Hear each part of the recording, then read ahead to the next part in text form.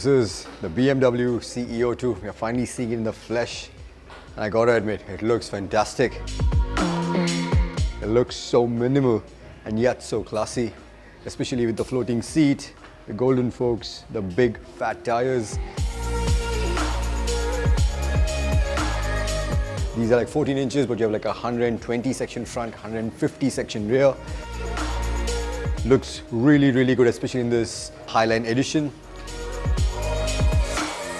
You have two air-cooled 1.96 kilowatt-hour batteries, enough to pump out 15 horsepower. You have 55 Newton meters of torque, and they claim a top speed of almost 95 kilometers an hour. All of this power is sent through the belt drive at the back, just a single gear. Also, in terms of safety, you have single channel ABS and the normal bits that we have come to expect. You have a reverse gear. You have a 3.5-inch dash, which gives you all the information about the different riding modes. You have 3 riding modes: surf, flow, and flash. The flash is only available on this particular Highline iteration. You also have heated grips on this, which come as standard. You also get adjustable levers, which are really, really cool. And again, what makes me really proud is that this is made in India. So it gives you a glimpse of what all is possible, especially with their interesting collaboration with TVS. So that's the e-scooter, and you're gonna go out for a short spin and see what it brings to the table. So let's go find out.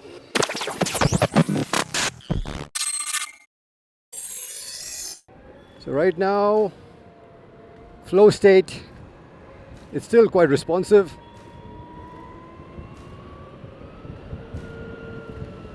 Are we in the flow state? No, in the surf state. Yeah, that's why the throttle response is so good.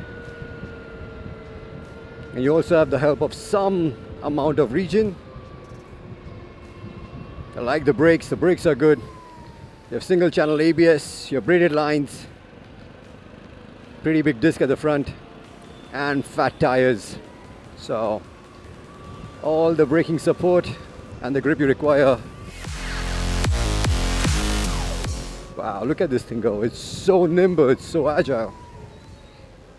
And yeah, enough and more clearance to scale the tallest speed breakers. Very, very playful this. I like it. I like the state of tune. And also pretty decent ride quality as well. You have about 116 mm of travel at the front, 56 mm of rear wheel travel, and seems to be coping with these bad roads that we have encountered so far pretty good. Okay, let's have some fun. Let's switch to flash. Yeah, that's why the regen is so strong. Almost feels like engine braking. Let's give it some throttle, can we? Nice. That's what having 55 Newton meters on tap feels like.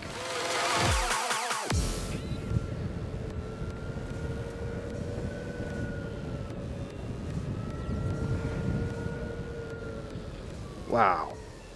What you could hear grazing over my boots.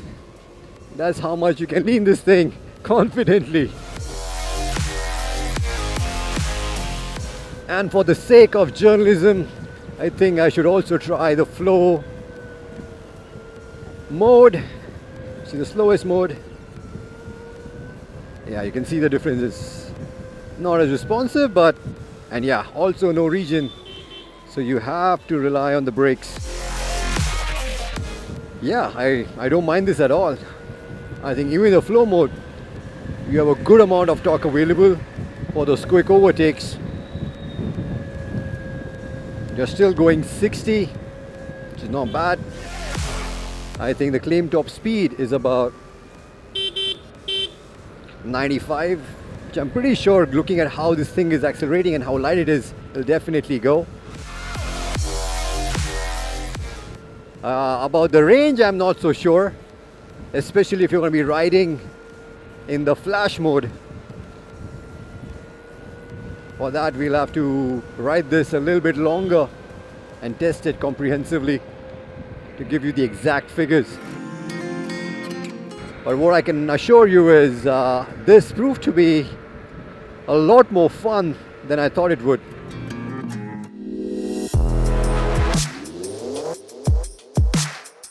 So I've just come back from a very short ride on the CE02, but it was enough to give us a glimpse into what it's capable of, and it felt right at home in the urban environment, in the traffic, because it's so light, it's so agile. 142 kgs with a really low 745 mm seat height makes it very accessible, a lot of fun to ride, very easy to maneuver. Also in terms of ergonomics, I'm 5'11", I fit on it just fine. I definitely prefer the more cruiser style pegs than the sportier one, because they are a lot more comfortable. But also the seat seemed, it was a very short ride, but the seat also seemed to have decent amount of padding. So now it all comes down to how this is going to be priced. It is a BMW and it definitely looks the part. And I know it's not going to be cheap, but I'm still keeping my fingers crossed because it's made in India. Hopefully it'll also be as accessible as the CE02 has proved to be as an urban mobility vehicle. You have really high-end components. You can see that in the fit and finish. It looks really premium. It's a proper head turner. Top shelf equipment to, in a way, justify the price tag if you are one of the select few who can easily afford this. So keeping my fingers and toes crossed that they also price it well so that a lot more people can have access to this really fun machine.